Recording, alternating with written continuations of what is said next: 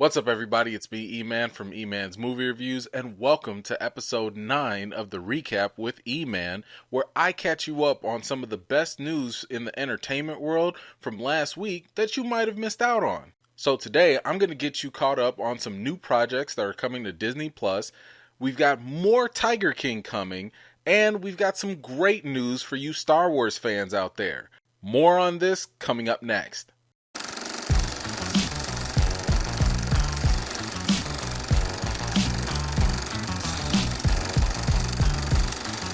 Now, before we begin, say hello to my little reboot. There's a Scarface reboot coming from the director that brought you Call Me By Your Name.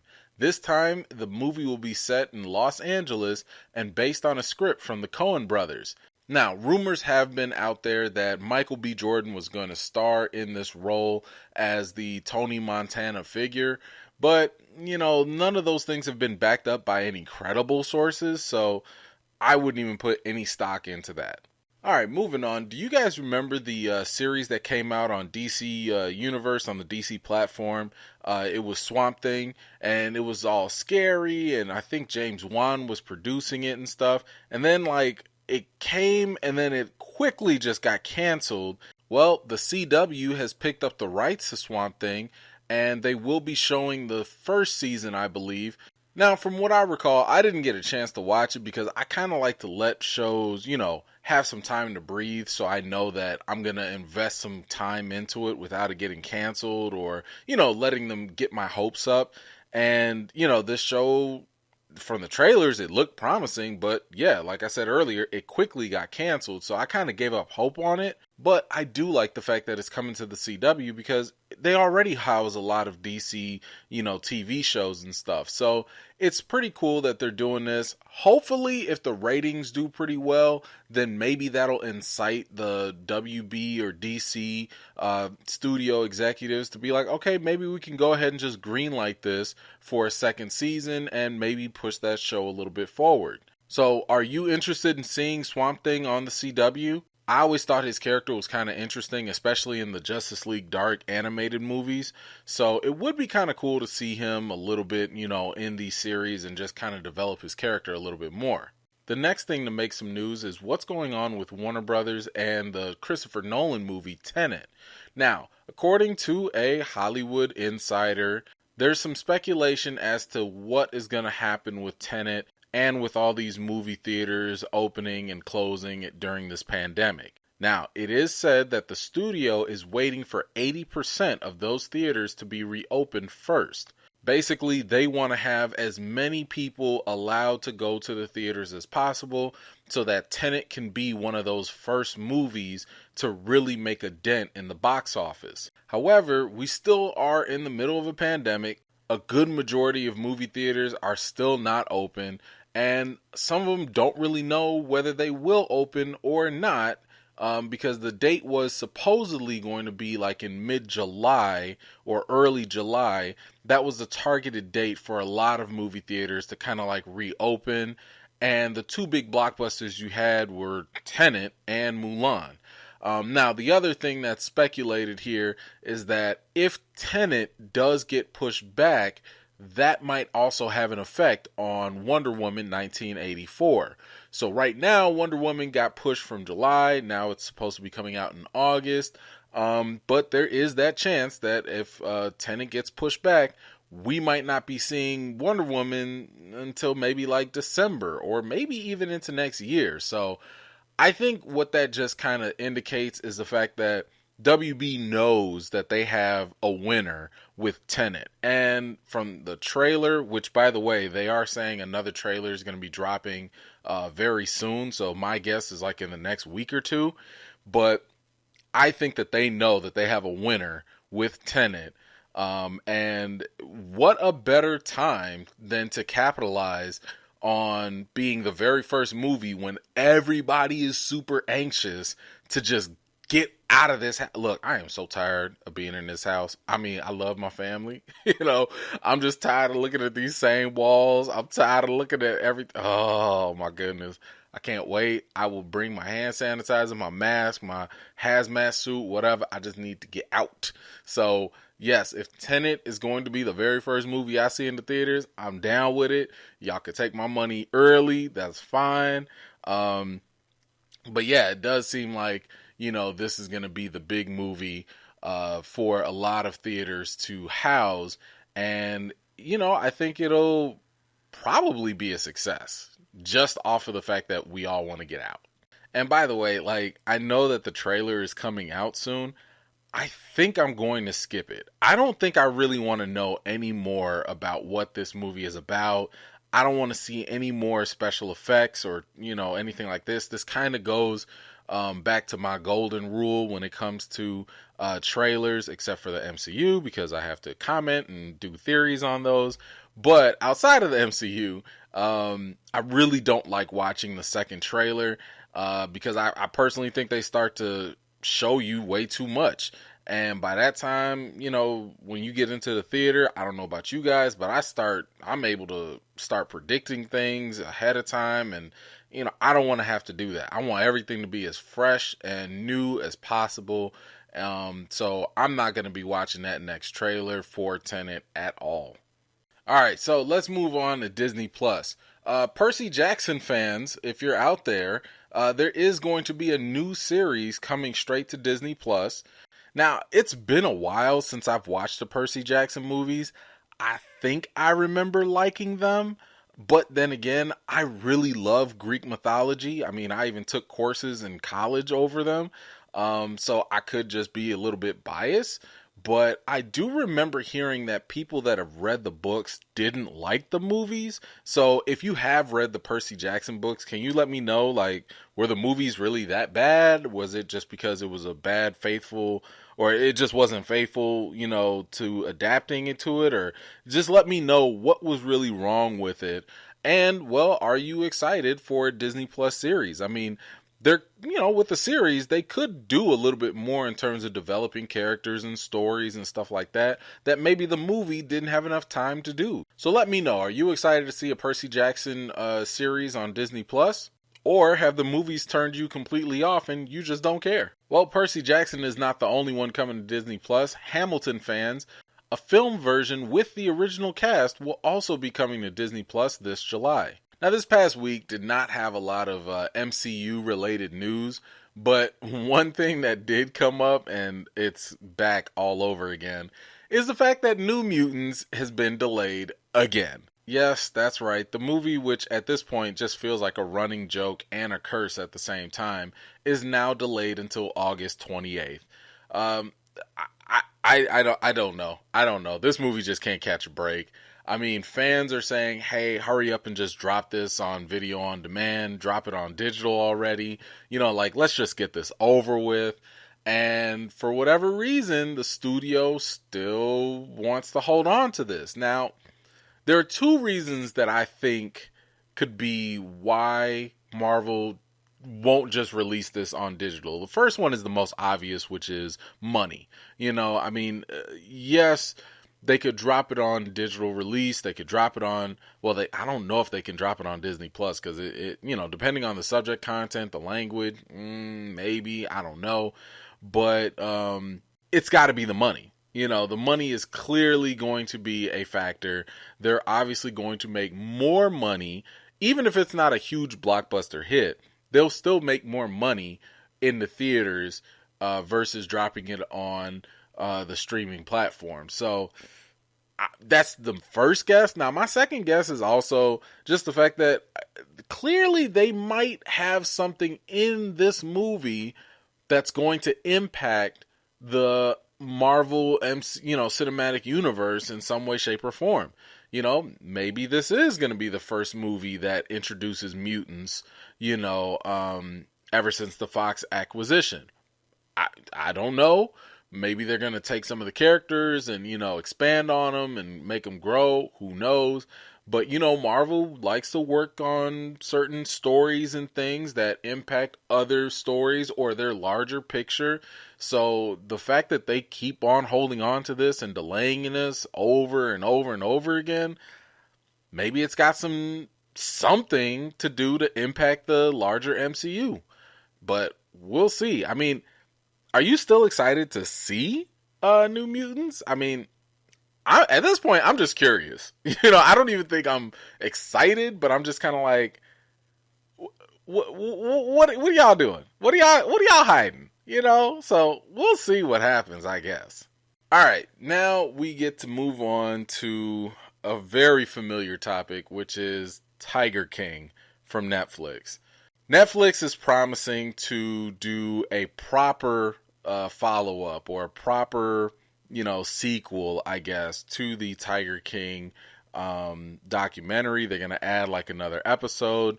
The previous episode with that Joel whatever dude, where he was just kind of like Skype calling people and stuff to do a follow-up.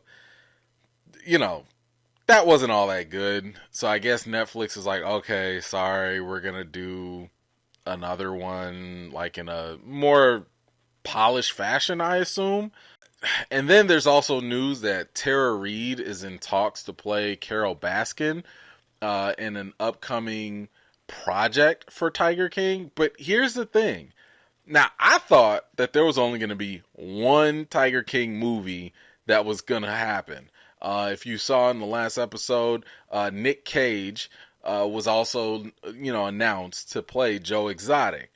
However, what I'm learning is the fact that there are multiple Tiger King productions that are happening. So, first and foremost, I thought that the Nick Cage thing was going to be a movie. I'm also hearing that it's going to be like an 8-episode TV drama. So Tara Reid might be joining that. Because earlier, Kate McKinnon was also said to play Carol Baskin, but that's going to be on another production that's going to be based on the Joe Exotic podcast. And then you have Rob Lowe and Ryan Murphy, who are doing another Joe Exotic Tiger King production, but we don't know if that's going to be a movie or a TV series. Look, please stop. Like, I'm Tiger Kinged out. Netflix, if you're watching this, which I know you're not, but please stop. We do not need to continue milking the Tiger King. Like, this was quarantine funny. It was funny because we was just locked up, and I'm not trying to see this because these things are going to take a couple months to shoot and all that stuff. And guess what? It's going to be played out. You really think we going to be caring about Tiger King in August when we're free to go out and do other things? I'm not going to care about Tiger King at that point. It's just not going to be exciting or funny at that point. It's kind of like you're stretching the joke. It's too long. Stop while you're ahead. Okay, anyway, now we can finally get to the really good news, and that is with Star Wars.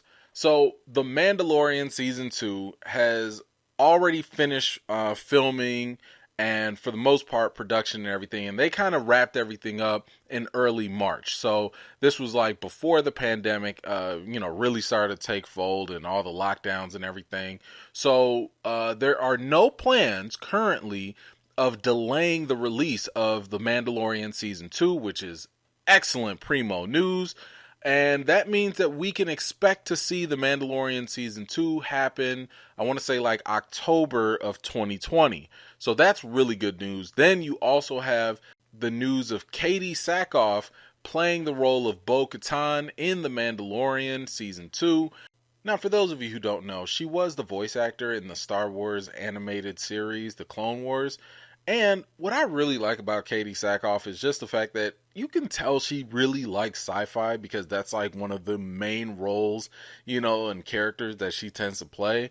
I love it when actors embrace a genre because I just feel like they treat it with more respect. Like they're not just doing it for a check or to put it on their resume. You can just tell that they really like it. And Katie is just one of those actresses that you can tell she really enjoys this whole sci-fi stuff. So I like the fact that she's coming in to play the character that she already voices. But the biggest news that is out there for Star Wars fans is the fact that it has been reported that there is an Ahsoka Tano Disney Plus TV series in development. Reports are saying that this will take place after the events of Star Wars Rebels, and that is going to be obviously before the events of Star Wars A New Hope. All we know for now is that this will more than likely show the main characters from Star Wars Rebels and Ahsoka trying to find the character Ezra. Now, Lucasfilm has not commented on this or made any announcements, so, it's not like official, but at the same time, I'd kind of sort of go ahead and start believing this more, only because it's kind of pointing into a lot of positive direction. I mean, the studio just got done doing a fan favorite casting with Rosario Dawson as Ahsoka Tano, and now she's going to be set to appear in The Mandalorian Season 2. I just think it would be kind of a wasted opportunity if they didn't just capitalize on that. I mean, you got the actress, you have the character. Why wouldn't you just keep on going further with that and give them like a series that the fans would probably like? So I think this Ahsoka Tano news is pretty cool. I would absolutely love to see it on Disney Plus. I mean, I just got done watching the final season of Clone Wars, and it was pretty good. I mean, I will say, like, if you're a Star Wars fan, I don't see how you would not like it. But the final season with Ahsoka and Darth Maul and all these other dynamics going on, I thought it was pretty cool. I'm actually starting Star Wars Rebels now. It's a little slow. It is very kiddie, but it is slowly and surely getting there. And, I can see a little bit of the potential coming up. I only finished the first season, so I'm starting season 2, and hopefully I'll be finished with that relatively soon.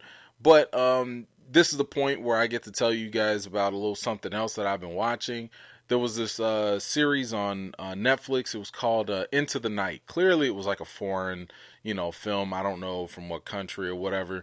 But it's...